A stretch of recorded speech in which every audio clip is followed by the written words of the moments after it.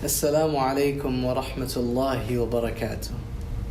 For most of you who are seeing this, you've probably heard something of the current MSA UBC elections by now.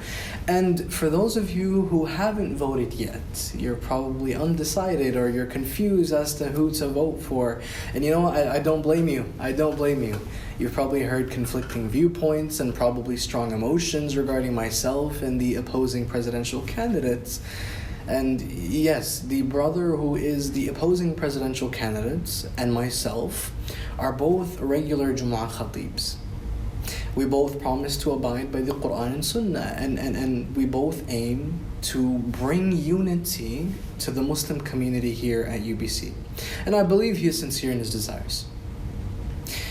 But what are the key differences between us that may help you decide as to who should be MSA UBC president next year, and perhaps answer an even more important question, which is, why does it matter in the first place?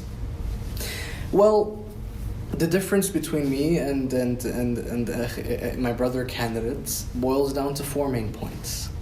First off, I have an entire year's worth of experience as part of the MSA, while the opposing candidate, he doesn't, nor has he been regular at MSA events.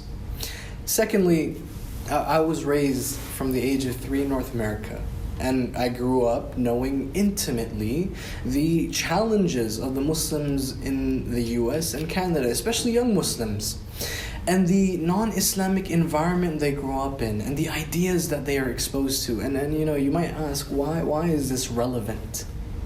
Well, this actually leads me to the third difference between myself and the opposing candidates, and this is a big one. We both want Quran and Sunnah to be taught at the MSA, whether on Seerah, Aqidah, stories of the Prophet, Salah. But where me and my respected brother differ is on following the manhaj of the Quran.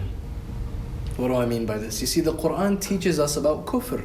It tells us about shirk, the ancient Egyptians, their idolatry, the invented Christian tradition of the Trinity, and you know, their belief that Jesus is God. The Quran deems it important for the Muslims to know about kufr, its beliefs and how to refute it and how to protect ourselves from it.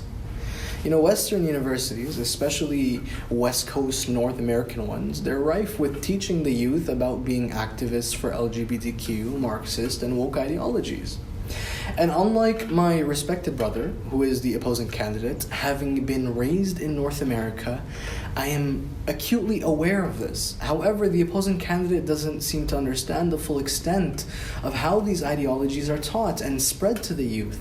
And so not only does he not seek to continue the current MSA's education initiatives, teaching Muslims on how to use the Quran and Sunnah to critically engage LGBTQ, Marxist, and woke ideologies, the opposing candidate implies that he will censor Muslims discussing such subjects in the MSA, or as he puts it, putting such discussions in the back seat, right?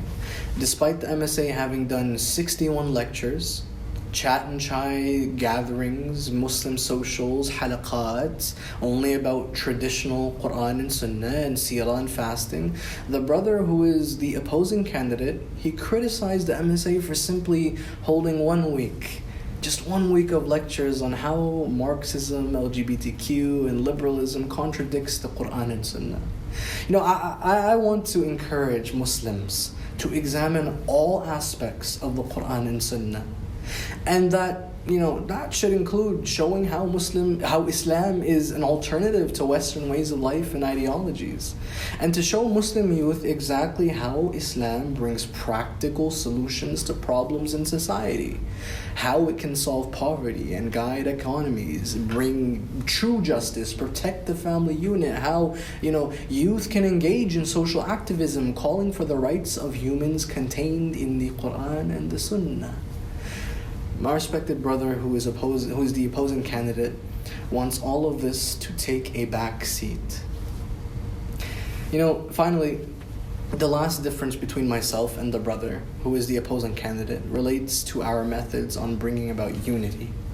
The opposing presidential candidate seeks to do so by avoiding teaching Muslims how to refute non-Islamic ideas and championing Islam at the expense of rendering the MSA passive against alien and external ideologies for the sake of inclusivity at all costs.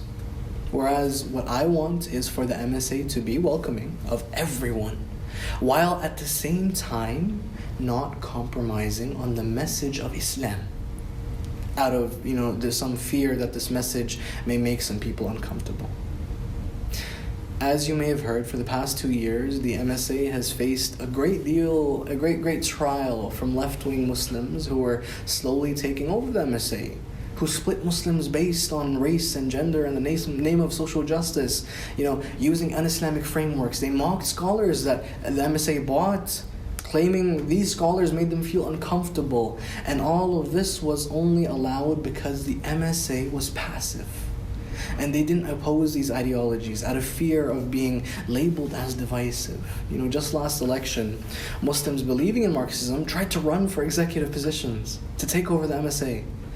This was, alhamdulillah, stopped by brave steadfastness of the MSA. But executives who finally stood up to such ideologies by warning the Muslims about them. And unfortunately, the opposing candidate who wasn't involved in MSA back then wants to turn the clocks back to such a time where the MSA didn't make Muslims aware of these dangers, and which was exactly the reason these controversies arose in the first place. History will sadly then repeat itself. Don't let that happen. Right? What I want is for us to learn from the lessons of the past and then to move on with them. As I mentioned, the opposing presidential candidate prefers to ignore the lessons we learned and censor important and much needed discussion on how to respond to various ideologies using the lens of the Quran and the lens of the Sunnah. And so that's our differences in a nutshell. Okay, so, let me now tell you a little bit more about what drives me, and that will, inshallah ta'ala, be in the video that you will find below. You can also check out the link below this video. Jazakumullah khair.